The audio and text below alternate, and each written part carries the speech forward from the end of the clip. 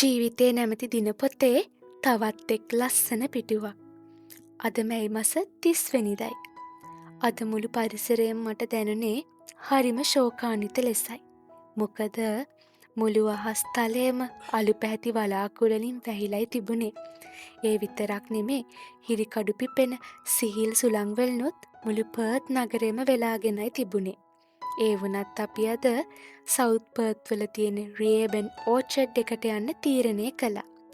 සරත් ඍතුවේ සුන්දරත්වය හරි අපූර්වට නරඹන්න පුළුවන් තැනක් තමයි රියබන් ඕචඩ් එක කියන්නේ. වතු යායට ළං වෙද්දී මුළු පරිසරයම රතු කහ තැඹිලි වර්ණ වලින් හැඩගැන්විලයි තිබුණේ. අපි කායක පාක් කරලා පුංචි ලස්සන කැෆේ එකක් ඇතුලින් වතු යායට ඇතුළු වුණා. ඒ තැනට ඇතුළු වුණාම මට දැනුනේ මගේ තවත් ලස්සන හීනයක් හැබෑ වුණා වගේ. පුංචි කාලේ ඍතු ගැන තියෙන පාඩම් වලදී ඒ අත්දැකීම කවදා හෝ විඳ ගන්න මම පෙරම් පිරුවා. අද ඒ හීනය මගේ ඇස් ඉස්සරහා තියෙද්දි හිතට ආවේ හරිම සතුටක්. එක පෙළට විහිදුණු ඒ ගස් ආය මැදින් යද්දී මට දැනුනේ මම වෙනම මානයකට පිවිසිලා වගේ. ඒ තරමටම ඒ දර්ශනය ඇහැට හරිම ප්‍රියජනකයි. පත්‍ර තමන්ගේ ශාකයෙන් ගිලිහි ගිහින් පොළොව මත ලස්සන කැන්වස් පේන්ටින් එකක් නිර්මාණය කළා වගේ මට දැනුනේ. ඒ වගේ තමා සමහර ගස් සරත් ඍතුවේදී පවා පළවලින් පිරීලා තිබුණා. ඇත්තටම අපි කොයි තරම්නම් කාර්යබහුල කෘතිම ලෝකයකද සිර වෙලා ඉන්නේ කියලා මට හිතුණා. මේ විදියට සොබහදහම් මැද ඉන්න ලැබෙන මොහොතකම මගේ හිතට ගෙනාවේ පුදුම සැනසීමක්. ඒ වර්ණ, ඒ සිහිල් සුළඟ මගේ මනස සුවපත් කළා. මේ ගස්කොළ දිහා බලයිදී මගේ හිතට නැගුණේ එක දෙයයි. ඒ මුළු පරිසරයම හඬන හෝරාවක එක පුංචි වතු යායක රන්වන් සමුගැනීමේ සාදයක් පවත්වනවා වගේ.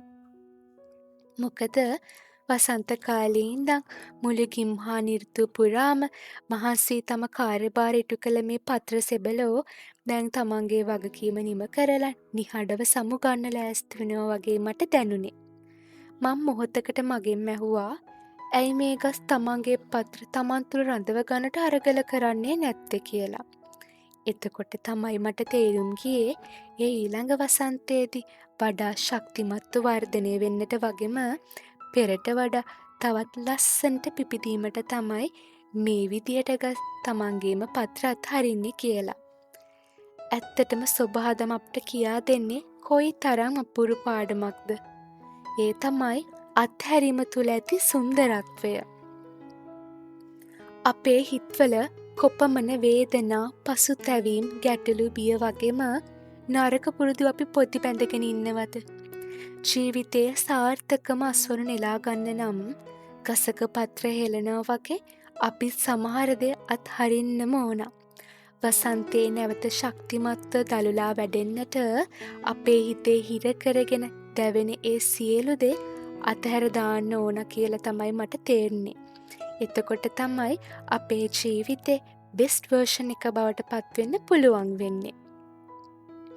වරෙන් වර අපේ ජීවිතවලට එන ගැටලු ඇතුලේ එල්ලිලා ඉන්නේ නැතුව මොහොතකට හරි ඒ ප්‍රශ්න වලින් එළියට ඇවිත් ජීවිතේ විඳින්න අමතක කරන්න එපා. මොකද මේ ගෙවෙන කාලේ ඔයාට ආයේ ගන්න බෑ.